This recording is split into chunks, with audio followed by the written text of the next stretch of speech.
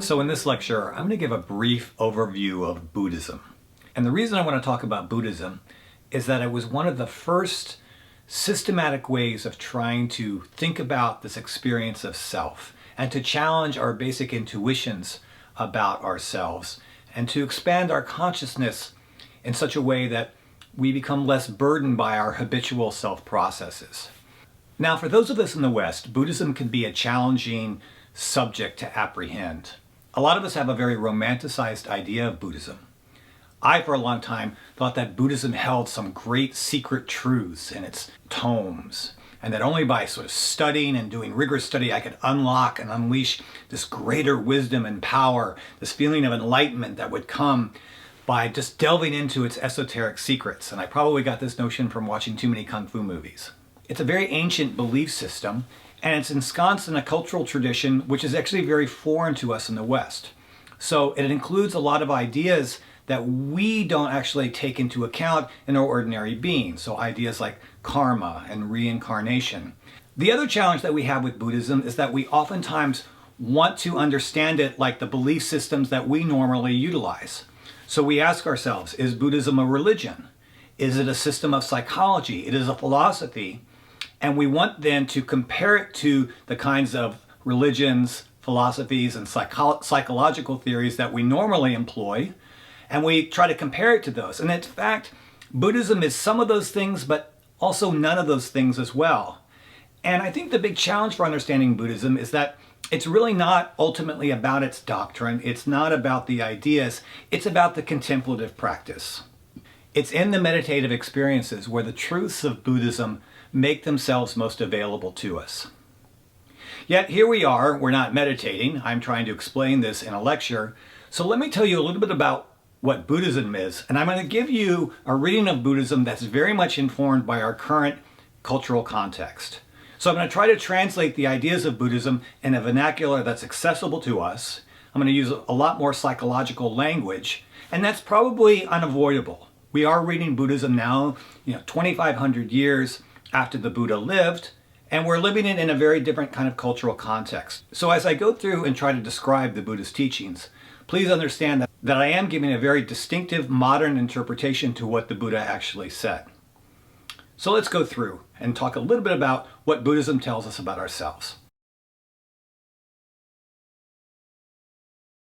Now, to understand Buddhism, I think it's important to first understand the cultural and historical context in which it arose. And this takes us back about 4,000 years in time. There was a great transformation that was occurring in northern India. On the one hand, there was the Indus River civilization.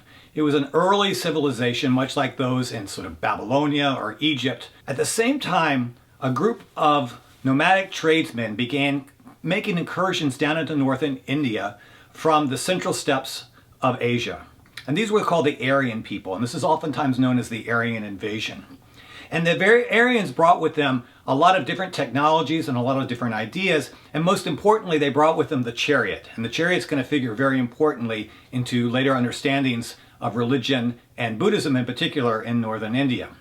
So the Aryans come down, they intersect, invade, and colonize the Indus River civilization. And at this period of time, a great flowering of religious traditions began to emerge. And the basis for what is now Hinduism, Jainism, and Buddhism take root. And they take root in what we would now call the Vedic traditions. And these were a series of texts that were originally written in Sanskrit, and they were basically there trying to describe what the meaning of life is.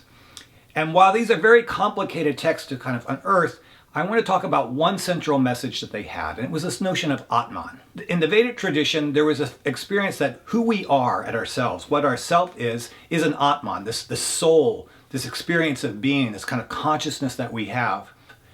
And the problem with the Atman was that it has a delusion about itself. The Atman thinks of itself as distinct and separate, but in fact, the Atman is indistinguishable from a greater force within the universe, which is called Brahman.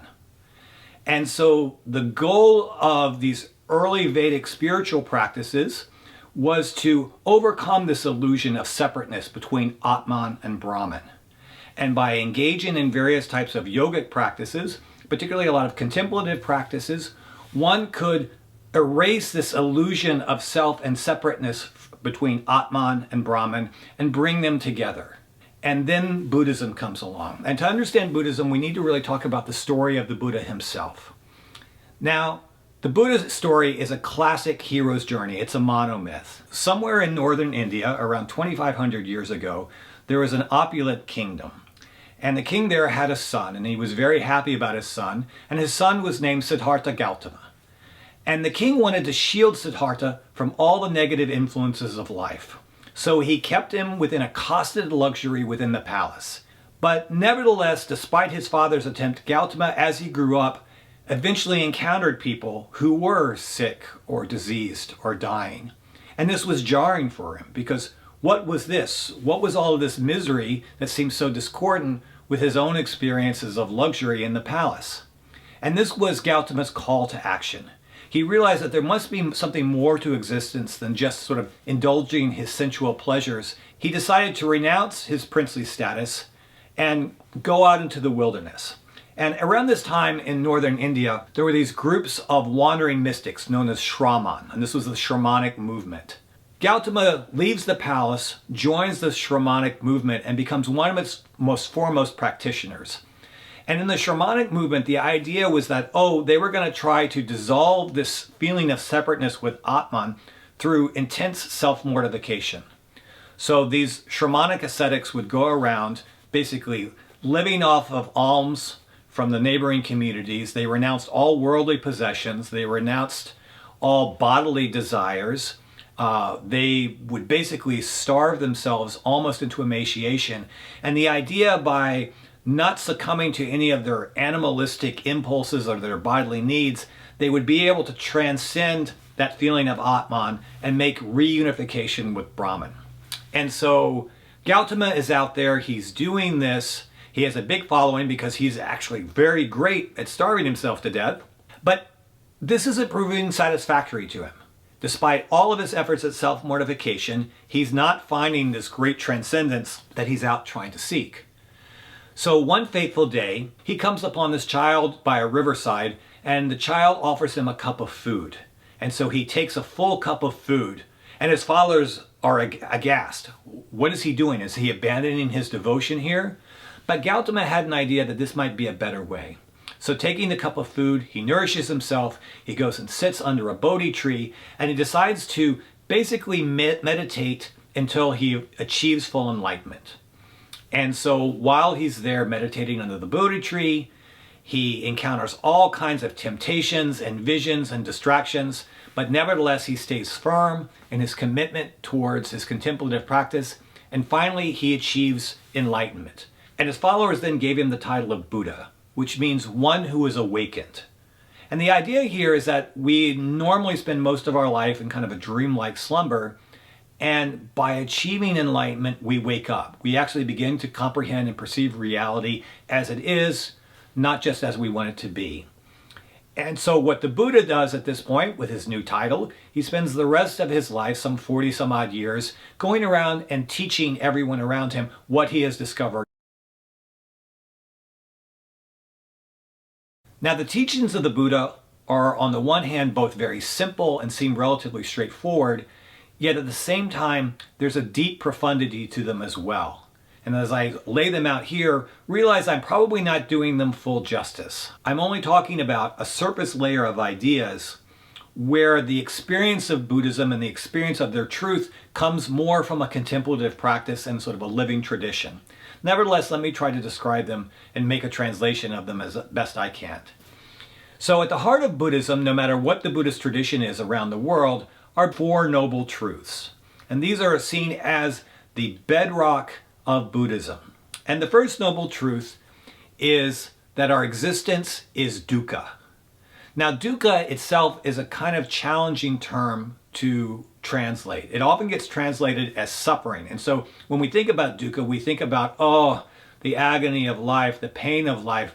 And this also makes Buddhism seem like a very pessimistic philosophy, because its opening phrase it leads with is that life is suffering. And I remember when I was young and I first encountered Buddhism, I was like, God, this is a really pessimistic kind of theory.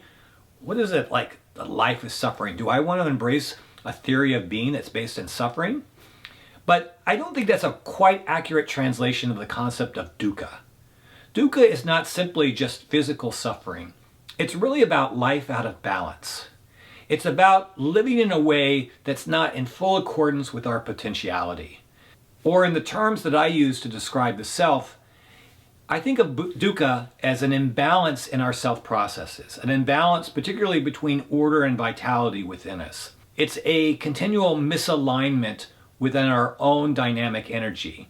And this is really the core nature of our existence, where we have the potential to be effervescent, to be efficient, to be calm, to be open to all experience that's pouring into us. And instead of living in this particular way and understanding our existence in this particular way, we tend to be compressed by all sorts of negative emotions, or by all sorts of egoistic conceits, or by all kinds of melodramatic preoccupations. And these take us away from what is the true nature of our essence, which is to be free-flowing and effervescent.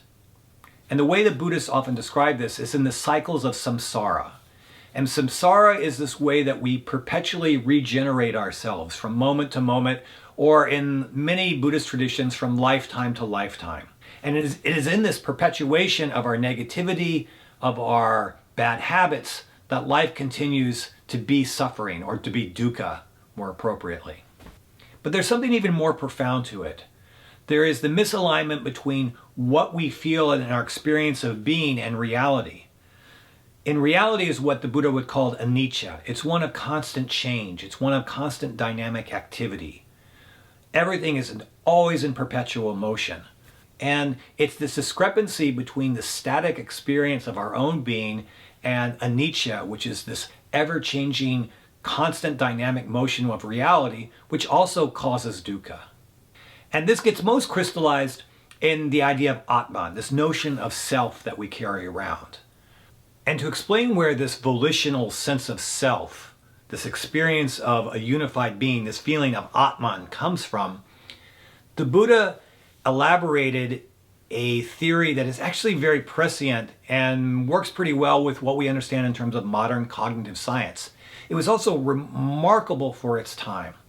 And the Buddha basically said, well, there are 5 aggregates of being that comprise us. At one level, we are matter. We are comprised of this matter. And this matter then is what is the basis of our existence. And then this matter gives forth to sensation. And this matter begins experiencing and taking in information from its environments and putting this together. And then this sensation gets bundled together in terms of perception, the way our senses experience and absorb the world, the way our minds experience and absorb their own thoughts. And this perception then aggregates up to volition. It's our will to operate in the world. It's the thoughts that we have. It's the motivations we have. It's our behaviors. It's all of this that comprises us as this being that propels us forth. And then, of course, there's a layer of consciousness then that comes on this final aggregate of being. And this layer of consciousness is the formulation of a will. And it's a will that's situated around an experience of self and around an experience of being. And so what the Buddha basically describes is this system of construction of being that starts from a very micro, small level and aggregates up. And if you've watched the other lectures in this series, you'll see that this maps very nicely with what I was saying about the various layers of ourself and our various layers of being. That there's a cellular self, there's an animal self that's having a psychology, there's a linguistic self that's giving labels and terms to these things, there's an egoistic self that has a volition, and of course then there's a transcendent self on top of all of this. And what Buddhism basically says is that the source of dukkha, the real source of our misery, is this clinging to this experience of being that we are having. It's the formulation of a consciousness of experience that is situated first and foremost in this feeling of I, that there is an I, that this I is solid and it's stable and it's coherent. This is where Buddhism really begins to differentiate itself from all the other Vedic traditions, because all the other Vedic traditions gave that I a reality. They called it an Atman. They said that experience of self was real. It was a soul. And Buddhism said, no, that's an illusion. And that's why Buddhism was oftentimes called Anatman, or non-self, that there wasn't this kind of soul there. And then this leads us to the second noble truth. And what the Buddha basically says is, okay, the first noble truth says our existence is dukkha. And the second noble truth says that this dukkha comes from these habits of mind, these habits of being. And what the habits of being are basically trying to do is to create a solid sense of self in a reality that's ever-changing. And rather than exist as an experience of being in a dynamic, fluid way, we tend to exist in a kind of very solid corporal way. And a lot of the reason for that comes from our habits of mind. And these habits of mind arise from our dissatisfactions with the moment. So rather than fully experiencing the moment in and of itself, we have cravings or aversions. So rather than be here now, I'm oftentimes thinking about, oh, I regret what I did in the past, or wow, I can't wait for this great thing to happen in the future. Or, wow, I would only feel so much better if I had a chocolate bar, or if I was with the one that I love. These perpetual cycles of craving and aversion, of past and future, of wanting something that is different from the reality of the moment. These are our natural tendencies of mind, and they tend to situate around this construct of self, this Atman. And this is really what causes us our discomfort. This is what causes us dukkha. This is what causes us the suffering. It's the perpetuation of these cravings and aversions, and they cycle over the time, and they accumulate and they calcify within us. And one way I like to describe this with my students is what I call the cycle of donuts. So imagine, for example, you're not feeling that good. And the way you want to feel better is eating a donut. And why not? Donuts are sugary, they're fatty, they're wonderful, they make us feel all kinds of good things in the moment. So I'm feeling kind of crummy. If I just eat a donut, maybe I'll feel better. So then I eat the donut, and maybe I feel better in the moment, but eventually I'll return back to that kind of crummy feeling. The sugar wears off. And in fact, sometimes I can have a kind of a post-sugar crash from eating a donut, and I feel worse than even before. And then I'm like, oh God, I just ate that donut. I feel crummy. I feel bloated. And then I'm feeling dissatisfied. Well, eventually, how can I make that dissatisfaction go away? I know I'll eat another donut. That will make my cares go away. And I become caught in this cycle of feeling bad, looking for something to make myself feel less bad, engaging in that, and then getting basically addicted to the mechanisms or the vehicles that take me out of this bad feeling. And, we can see this in a very mild example with donuts, but we do this all the time. And sometimes we can do this with drugs and alcohol and tobacco or other types of chemicals. Or we can do this like with our technologies, with Instagram or TikTok or the things that we post. But more importantly, we can get caught up in these cycles with respect to our own egos. Oh, if only I got likes on that Instagram post, I would feel so much better. Or, oh, if only I were in a better romantic relationship, would I really feel great? Would I have all this love experience? And this constant craving to pull us away from our moment and to find gratification through these egoistic expressions are really how dukkha recapitulates itself within us, and how we go back into these cycles of samsara. And this takes us to an important idea within the Vedic traditions and within Buddhism that's oftentimes difficult for us to understand in the West, and this is this notion of karma. We oftentimes think of karma as a kind of a tally sheet of our behaviors. So if I do a certain number of good deeds, I get good karma, and if I do a certain number of bad deeds, I'll have bad karma.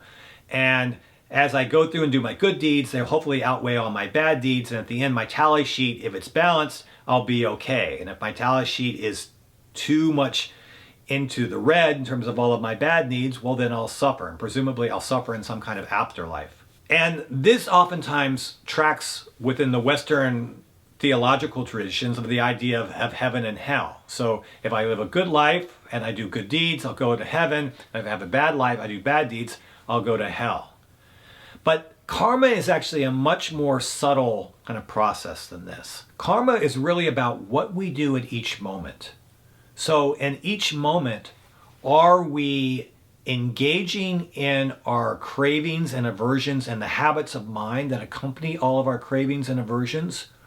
Or are we not responding to them? Are we making them less of the master over us? What karma really is about accumulating these negative habits of mind. Every time I feel dissatisfied and I pull out my phone and I go on and I start scrolling, I'm reinforcing a negative habit of being. I'm reinforcing the idea that I will only feel satisfied through this particular device in my hand. This is really what karma is about. It's that every moment we have a chance to either reinforce negative tendencies or we have a chance to unlearn these tendencies. If I, for example, don't reach for the donut, if I say, oh, I'm feeling maybe a little low energy or maybe I'm feeling a little crummy, and rather than trying to solve that by just reaching for the donut, I stop and I observe that, I'll see that that feeling of crumminess, that kind of low energy state, eventually will pass on its own. I don't necessarily have to react to it. And this is what takes us to the third noble truth, that dukkha, this experience of misalignment that we chronically live within, can be extinguished. It is something that we can get rid of. And the way that we get rid of it is by breaking these habits of mind that so ensconce us within these negative cycles. If we begin to learn to not react, to not act on all of our cravings or aversions, to be able to observe them with a more detached equanimity, we will see that they lessen their power over us. We become more liberated from their influence. And the more that we become liberated from their influence, the greater our consciousness expands and the greater ease within our ordinary being that we'll achieve. And this is ostensibly what nirvana or enlightenment is. It's about living in a way where you're unencumbered by your habitual thought routines, your habitual motivations, all those negative habits of mind that keep us so locked in, and particularly keep us so locked in into an ego identity that we cherish so deeply. Now, that sounds simple enough, but the challenge is, of course, all of those ego attachments are there for a good reason. There are survival strategies. As we've grown up and we've developed, we've acquired an ego, and we've acquired all of these strategies for negotiating with other people, and our minds think that those are essential for helping us survive in the world. And so our minds are going to put up all kinds of blockages for us to unlearn those things. Plus, our habits of mind are so deeply ingrained that a lot of them are simply unconscious to us. I don't oftentimes realize when I'm reaching for junk food, or I feel compelled to go have a drink, or I get caught up in some sort of egoistic delusion or fantasy. And I'm oftentimes not aware that I'm caught up in these cycles until I'm well into them, and I've already perpetuated them to a large extent. So the big question for us is, how do we begin to unlearn and decalcify our own minds? How do we stop reinforcing all of these negative habits?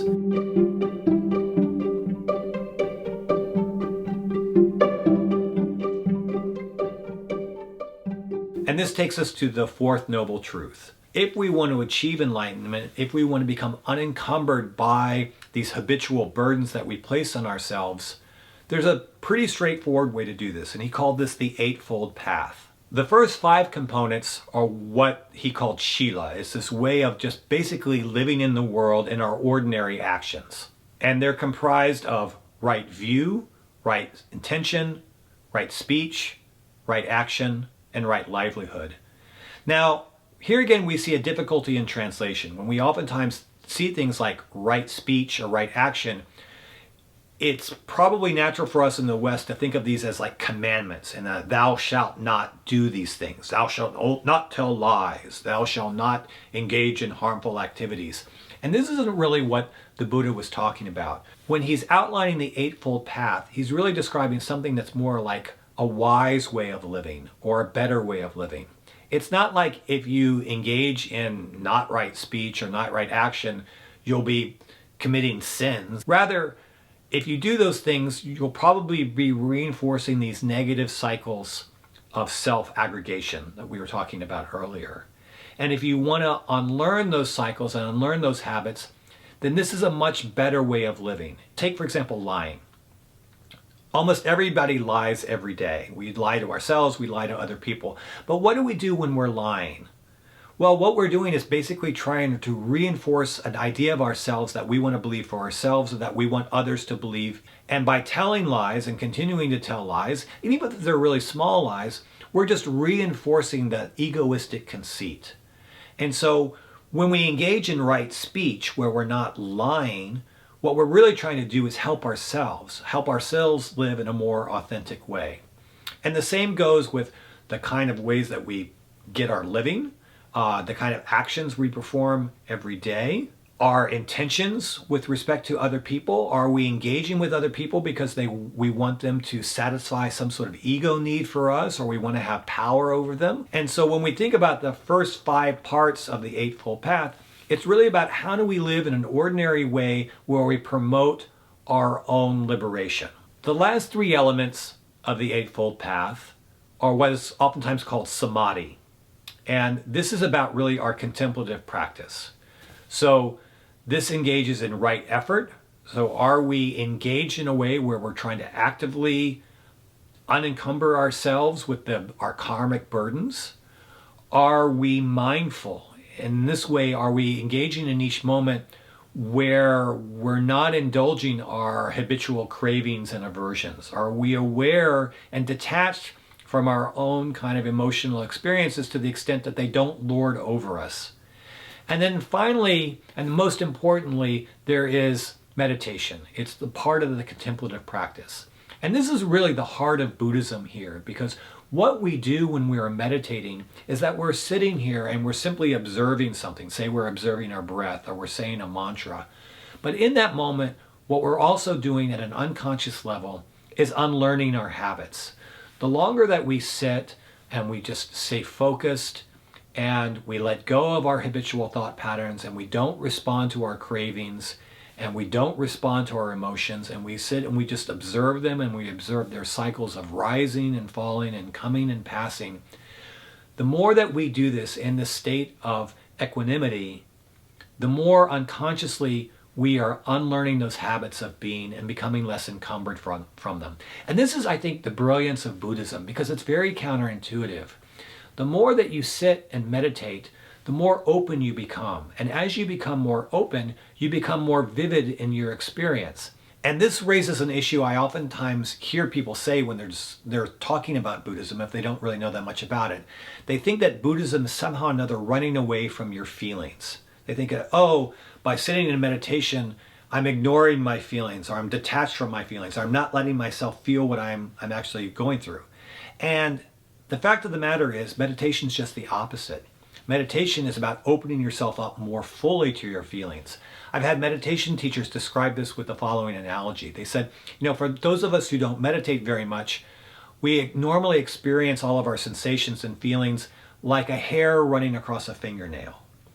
For people who begin engaging in a contemplative practice, they begin to open up. And for them, their sensations of being are like a hair running across a palm. And for really advanced meditators, people who dedicate their lives to a deep contemplative practice, they experience life with the vividness of a hair running across an eyeball.